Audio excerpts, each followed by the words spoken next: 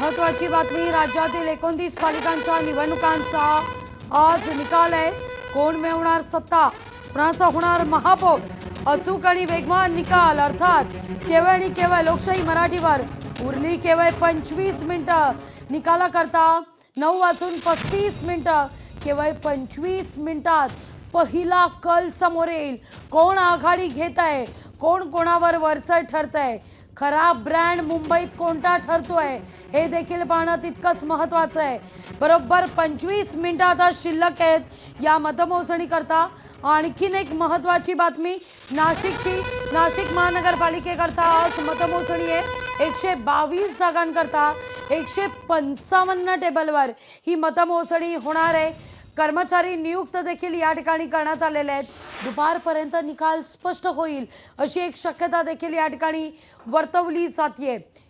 नाशिक महानगरपालिकेसाठी काल मतदानाची प्रक्रिया पार पडल्यानंतर आज मतमोजणी जी आहे ती केली जात आहे आणि नाशिकमधल्या 9 वेगवेगळ्या ठिकाणी मतमोजणीची जी केंद्र आहे ती निश्चित करण्यात आलेली आहे। प्रत्येक प्रभागासाठी केंद्र जे आहे मतमोजणीचे ते वाटून देण्यात आलेले आहे आणि एकूणच 31 प्रभागाची जी मतमोजणी आहे ती या ठिकाणी होणार आहे। आणि या ठिकाणी जर आपण बघितलं तर पोलिसांचा बंदोबस्त आहे तो देखील वाढवण्यात आलेला आहे। उमेदवारांचे जे प्रतिनिधी आहे ते या ठिकाणी आलेले, त्यांची चौकशी केली जाते, त्यांचे कार्ड तपासले जात आहे आणि नंतर त्यांना आतमध्ये जे आहे ते सोडण्यात येत आहे। एकूणच नाशिकमध्ये जर आपण बघितलं तर 31 प्रभाग आहे आणि या 31 प्रभागांमध्ये खरतर 122 नगरसेवकांची संख्या आहे आणि आज कोणाचं खरतर काल मतपेटीमध्ये भवितव्य बंद झाल्यानंतर आज कोणाच्या बाजूने निकाल लागतो याची जी उत्कंठा आहे ती सर्वांना खरतर लागलेली आहे। नाशिकमध्ये जर आपण बघितलं असेल तर भाजप स्वबळावर होती, तर दुसरीकडे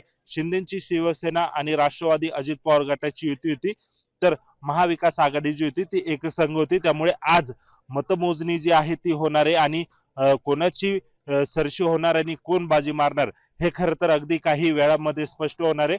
थोड्याच वेळात मतमोजणीला सुरुवात झाल्यानंतर 2 ते 3 तासांमध्ये निकाल येण्याची शक्यता आहे। त्यामुळे कोणाची सरशी होणार आणि कोण बाजी मारणार आणि नाशिक महानगरपालिकेवर कोणाचा झेंडा फडकणार याकडे आता सर्व नाशिककरांचं लक्ष लागलेलं आहे। महेश माले, लोकशाही मराठी, नाशिक।